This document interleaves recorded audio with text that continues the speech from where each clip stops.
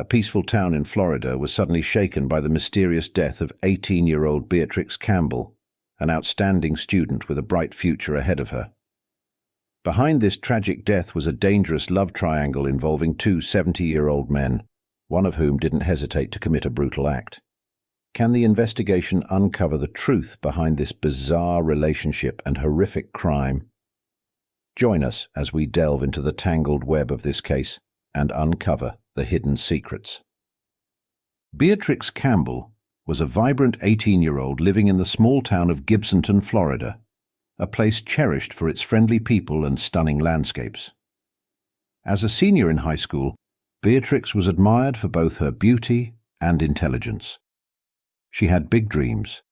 She longed to escape the struggles of her past and start fresh, envisioning herself studying business at the University of Florida and one day owning her own company. However, her life had not been easy. At just 14, Beatrix lost her mother to cancer, leaving a profound emptiness in her heart. Her father, Liam Campbell, a hard-working police officer, often worked long hours, leaving Beatrix feeling isolated and longing for stability. In her search for comfort, Beatrix gravitated towards older men, some offering the security she craved, though opinions about her intentions varied. Some saw her as manipulative, using her charm to her advantage, while others saw her as a young woman merely trying to survive in a harsh world. At school, Beatrix was an honor roll student, driven and determined to rise above her challenges. She was ambitious, always sharing her future plans with her friends, who admired her strength. Beatrix's teachers recognized her potential, often praising her hard work and dedication. In the days leading up to her untimely death, she had been filled with excitement for her upcoming high school graduation, shopping for a new dress and making plans with her friends to enjoy the summer. She balanced her studies with a part-time job at a local diner, where her warm personality made her beloved by both customers and co-workers alike. Despite the challenges life threw at her, Beatrix Campbell always tried to remain positive. She leaned on her close group of friends for support, often spending time with them at the Gibsonton skate park or the community pool. Beatrix had a passion for drama, both acting and working behind the scenes in her school's drama club. Her dreams were big, filled with ambitions of a bright future, but those dreams were tragically cut short. What happens next may surprise you. On the morning of June 5, 2012, Beatrix's father, Liam Campbell, returned home after a night shift as a police officer, expecting to find his daughter still asleep. Instead, he was met with a nightmare: Beatrix's lifeless body on the floor of her bedroom. The room was in chaos, items scattered everywhere. Beatrix had been brutally attacked, bludgeoned with a rock from outside their home, and strangled with a belt. Liam's world crumbled as he fought through his grief to call 911, his voice shaking as he relayed the horror. Despite his years of experience, nothing could have prepared him for this. The news of Beatrix's murder spread quickly through the small town of Gibsonton. Gibsonton hadn't seen a murder in over 20 years, and the community was in shock. When the first responders arrived, they found Liam outside, distraught and in tears. The sight inside Beatrix's room was gruesome. Blood was spattered on the walls and the signs of a struggle were clear. Beatrix's face was bruised, and there were ligature marks around her neck from the belt used to strangle her. The rock used in the attack lay nearby, covered in blood. The paramedics pronounced Beatrix dead at the scene. Liam stood helplessly outside his home, watching in despair as paramedics and police officers worked inside. The weight of grief was unbearable, and he couldn't fathom how anyone could do something so horrific to his daughter. Neighbors began to gather outside, drawn by the flashing lights of police cars and ambulances. Whispers filled the air as they tried to make sense of the tragedy. Soon, reporters arrived, their cameras capturing every heart-wrenching detail. Neighbors shared their shock and sadness on camera, unable to grasp the loss. Beatrix's friends and classmates were shattered by the news. Just the day before, she had been laughing and talking about her bright future. Now, those plans were gone forever. School counselors were brought in to help the students cope with their overwhelming grief, as the entire town mourned the tragic loss of a young life, stolen far too soon. The police arrived quickly at the Campbell home on the morning of June 5, 2012. Leading the investigation was Detective Alva Bennett, a seasoned investigator known for her thoroughness and dedication. She had solved many tough cases in her career and was determined to find justice for Beatrix. The crime scene was horrific. Beatrix's bedroom was in chaos, with items strewn everywhere. Detective Bennett and her team began their meticulous work. Detective Bennett, along with Officer Olsen Benson, a local officer with 15 years on the force, started by securing the area to prevent contamination of evidence. They took photos of the entire scene, capturing every detail. They used luminol to detect any hidden bloodstains and collected fingerprints from various surfaces. The investigators also bagged the rock and belt as key pieces of evidence. Detective Bennett noticed several things right away. The window in Beatrix's room was slightly open, suggesting someone might have entered or exited through it. There were scratches on the windowsill, possibly from the killer climbing in or out. Outside, footprints in the garden soil indicated someone had recently been there. The team sat down with Liam Campbell, who was still visibly shaken, his eyes heavy with grief. He recounted in halting detail the horrific moment he found his daughter, Beatrix, lying lifeless on the floor of her bedroom, and the frantic call to 911 that followed. His pain as a father was unmistakable, and Detective Alva Bennett, though experienced in such matters, felt the weight of his loss deeply. Despite his overwhelming sorrow, Liam tried to be as helpful as possible, sharing every piece of information he could think of, hoping beyond hope that something might lead to Beatrix's killer.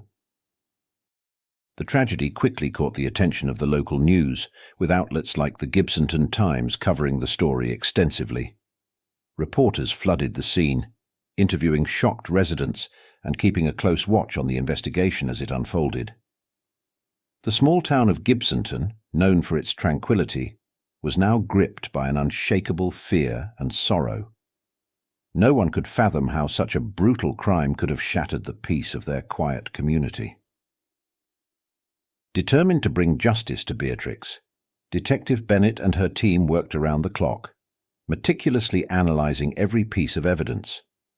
They scoured through Beatrix's recent activities, investigating any connections she might have had with known criminals.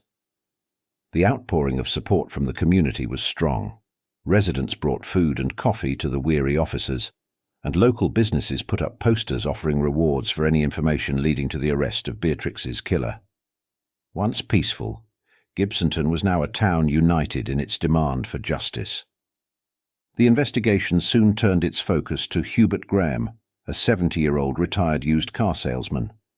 Hubert was a well-known figure in Gibsonton, famous for his flashy personality and competitive spirit.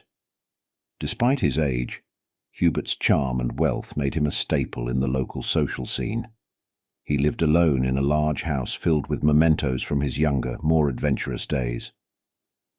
It wasn't long before Hubert's connection to Beatrix came to light. Rumours began to circulate that Hubert had been romantically involved with Beatrix. The relationship was a source of gossip in the town, with residents whispering about the unusual pairing. Still, in such a small community, secrets were often kept under wraps. Detective Bennett and Officer Olsen Benson wasted no time in bringing Hubert in for questioning on June 6, 2012.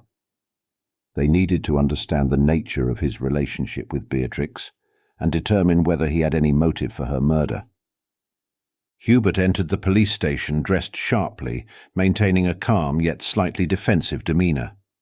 During the interrogation, he admitted to having a relationship with Beatrix, but adamantly denied any involvement in her death.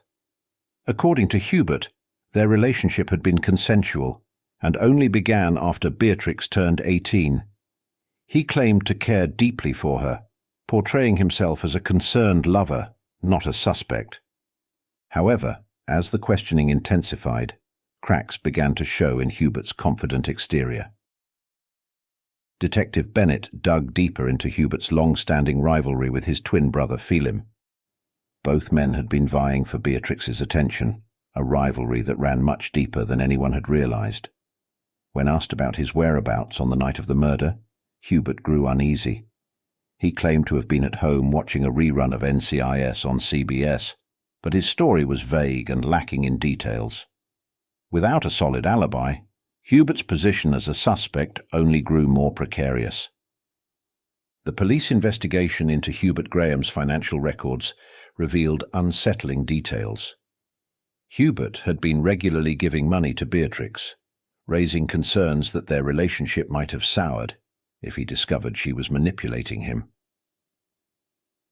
Phone records uncovered a flurry of calls and messages between Hubert and Beatrix in the days leading up to her death, suggesting frequent communication. Despite Hubert's persistent denials, the evidence suggested a different story. The police believed Hubert had both the motive and opportunity to commit the crime, especially given his competitive history with his brother Phelim and his romantic entanglement with Beatrix. This painted a disturbing picture, one that cast Hubert in a sinister light. The detectives scrutinized every aspect of Hubert's story, waiting for any inconsistencies that might link him directly to the murder.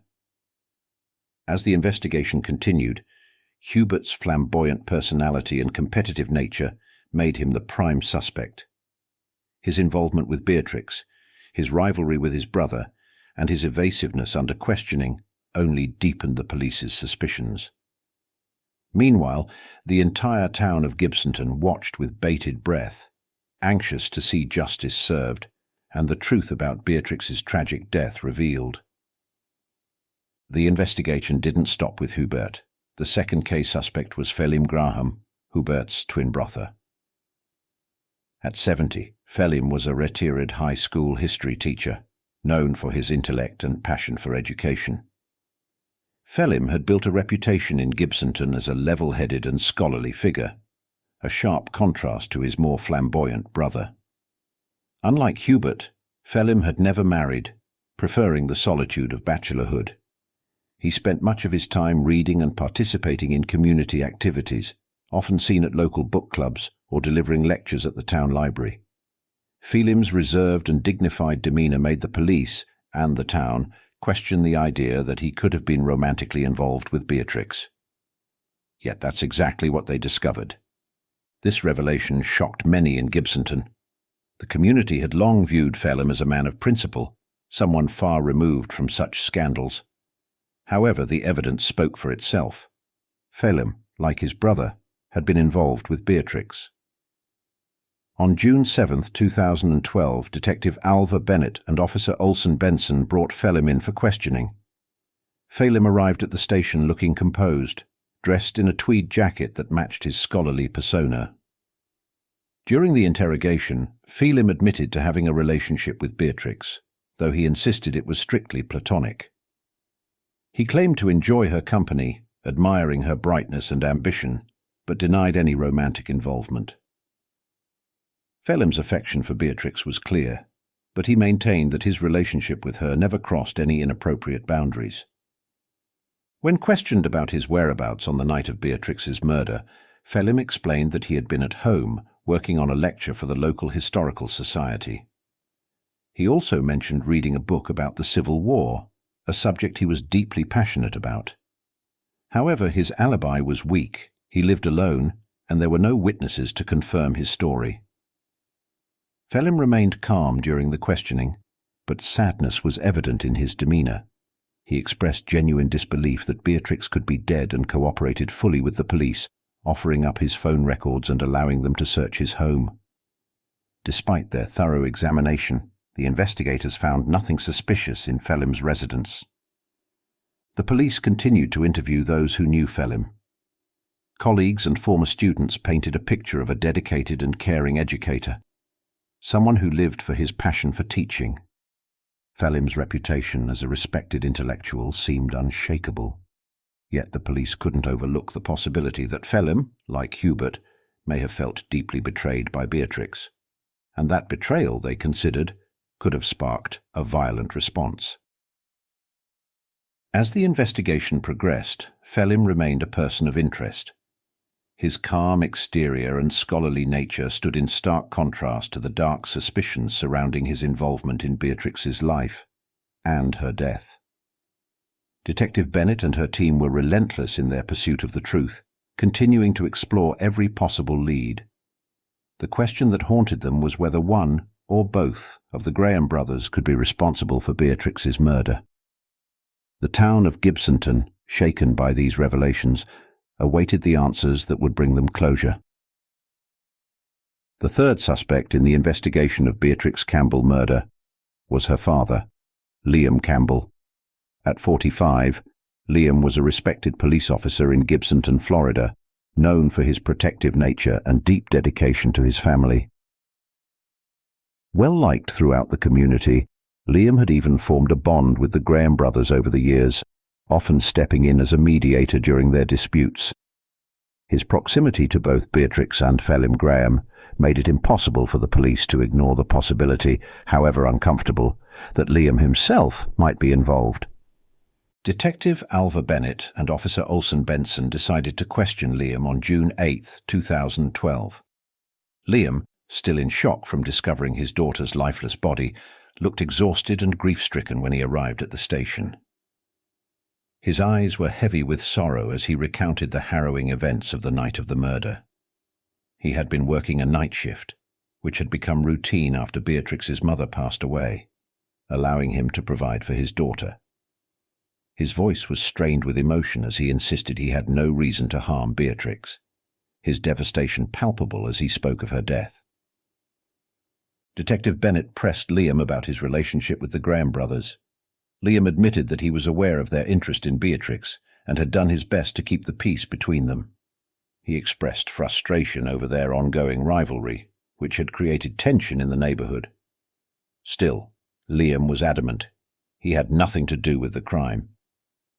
The police dug deeper into Liam's background, searching for any signs of violence or misconduct, yet they found nothing. Liam's record was clean. His colleagues described him as a loving father and a dedicated officer who had always been a rock for his family, especially after his wife's death.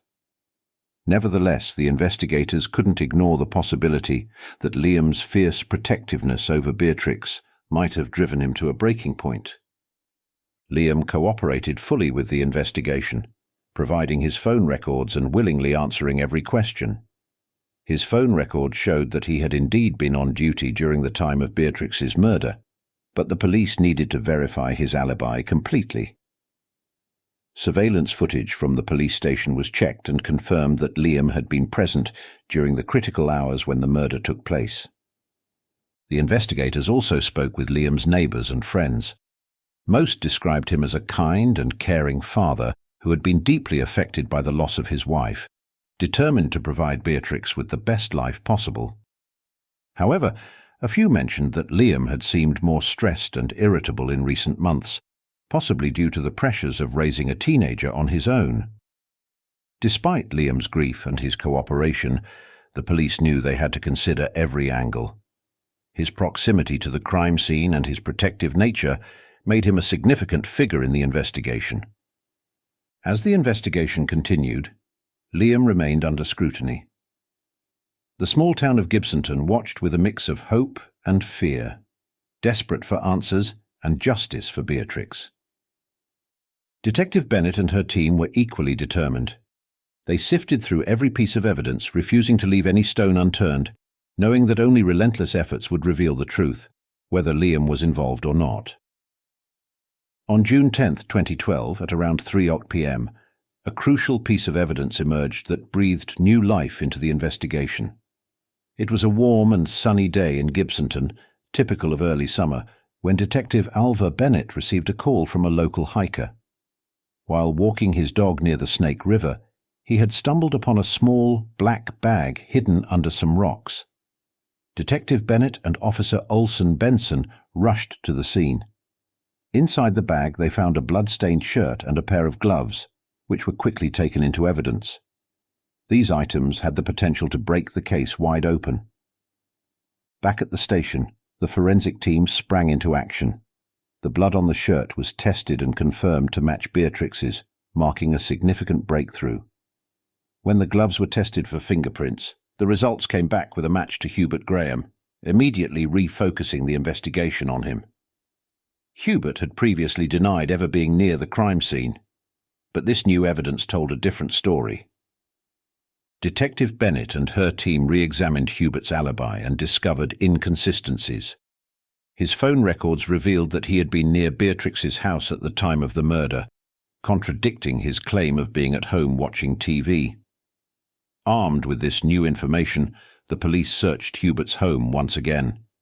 This time, they found a hidden compartment in his garage containing more suspicious items, including another pair of gloves and a belt similar to the one used to strangle Beatrix. As the investigation deepened, witnesses came forward, shedding more light on Hubert's actions. Mrs. Carter, a neighbour, reported hearing an argument between Hubert and Beatrix the day before her death, further implicating him. With mounting evidence, Detective Bennett grew increasingly confident they were closing in on the truth. Hubert was brought in for another round of questioning. His once confident demeanour had faded, replaced by defensiveness, as he struggled to maintain composure when confronted with the damning evidence. The forensic team pressed forward with advanced techniques like DNA testing and fibre analysis to solidify the case. By the end of the week, the police were certain they had enough to make an arrest. The discovery near the Snake River had been the turning point.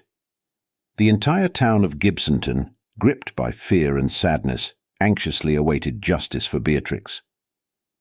On June 12, 2012, the police were ready to make their move. Detective Alva Bennett had carefully pieced together the damning evidence pointing directly to Hubert Graham as the murderer. Hubert, a 70-year-old retired used car salesman, was well known in Gibsonton for his flamboyant personality and competitive streak. His charm and wealth had made him a popular figure in town, but his darker side was revealed through his intense rivalry with his twin brother Phelim and his romantic involvement with the much younger Beatrix Campbell. Hubert had been vying for Beatrix's affection and regularly gave her money, but his world unravelled when he discovered that Beatrix had planned to blackmail both him and Phelim. On the night of June 4th, a confrontation between Hubert and Beatrix turned deadly. In a fit of rage and betrayal, Hubert grabbed a rock from outside and bludgeoned Beatrix before strangling her with a belt. The police uncovered inconsistencies in Hubert's alibi and found critical evidence that linked him to the crime. A blood-stained shirt, gloves with his fingerprints, and DNA evidence tying the gloves to Hubert and the blood to Beatrix. Surveillance footage further placed Hubert near Beatrix's home at the time of the murder. On the morning of June 12th, Detective Bennett and Officer Olson Benson arrived at Hubert's house to make the arrest. At 9:01 a.m., they informed a shocked Hubert that he was being charged with Beatrix's murder. Despite his disbelief and claims of innocence, Hubert did not resist. He was handcuffed and taken to the station where he was formally charged. Though Hubert insisted the evidence had been planted, the overwhelming case against him left little doubt. Beatrix's father, Liam Campbell, was devastated but relieved that his daughter's killer had been caught. The entire town of Gibsonton, which had been following the investigation closely, was both shocked and relieved. They struggled to reconcile the image of Hubert as a familiar face with the heinous crime he had committed. While the arrest brought a sense of closure, the pain of Beatrix's loss would forever linger. With strong evidence in hand, the police were confident in their case as Hubert's trial approached. On July 15, 2012, the trial began in Gibsonton County Court. The courtroom was packed with Beatrix's family and concerned residents, all eager to see justice done. The case garnered significant media attention, with outlets like the Gibsonton Times and KTVB providing extensive coverage. Prosecutor Hackle Network, known for her commanding presence and relentless pursuit of justice, built a compelling case against Hubert. She presented clear evidence, including the blood-stained shirt and gloves, Hubert's fingerprints on the murder weapon, and surveillance footage placing him at the crime scene. Network argued that the crime was driven by rage and betrayal, highlighting Hubert's bitter rivalry with his brother and his manipulative behavior toward Beatrix. The evidence painted a clear picture of Hubert as the one responsible for Beatrix's tragic death. Defense attorney Drew Mills, a respected 45-year-old lawyer with a reputation for defending high-profile cases, took up Hubert Graham's case with fervor. Mills argued that the evidence presented against Hubert was purely circumstantial and that his client had been falsely accused. He pointed out that Hubert's emotional state and past arguments with Beatrix did not equate to guilt, suggesting that someone else could have committed the murder. Mills sought to cast doubt on the prosecution's case, questioning the reliability of the evidence and pushing the jury to consider other possibilities. Throughout the trial, Beatrix's family sat in the courtroom every day, enduring the painful process. Her father, Liam Campbell, appeared visibly exhausted but steadfast in his pursuit of justice for his daughter. He often comforted Beatrix's friends and family, all of whom were deeply affected by the emotional toll of the trial. As testimonies unfolded, recounting Beatrix's dreams and aspirations, the courtroom was heavy with sorrow. After several weeks of testimony and evidence, the jury reached their decision on August 5, 2012. Hubert Graham was found guilty of first-degree murder. The verdict elicited a mixture of relief and sadness from the courtroom. While Beatrix's family was devastated by their loss, they found solace in knowing that justice had been served. On August 12, 2012, Hubert was sentenced to life in prison without the possibility of parole. Judge David Thompson described the crime as particularly heinous due to its brutality and the betrayal that surrounded it. Many felt the sentence was appropriate, given the gravity of the offence. The trial's conclusion left a profound impact on the community of Gibsonton, a town unaccustomed to such violence. With Hubert behind bars, life in Gibsonton slowly began to return to a semblance of normalcy. The town, known for its close-knit community and small-town charm, had been deeply shaken by Beatrix Campbell murder and the trial that followed. Liam Campbell took time away from his work as a police officer to focus on his grief and honour Beatrix's memory. He began speaking at local schools, emphasising the importance of communication and the dangers of manipulation, hoping his efforts would prevent future tragedies. His strength and resilience were widely admired within the community. Hubert's life in prison took a drastic turn. He was transferred to the Florida State Penitentiary, where his once flamboyant personality and competitive nature faded into a more subdued and reflective demeanour. Although he received counselling, it did little to alleviate the burden of his actions.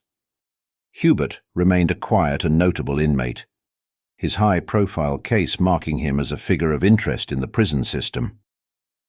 Liam Graham, Hubert's twin brother, also faced the emotional fallout.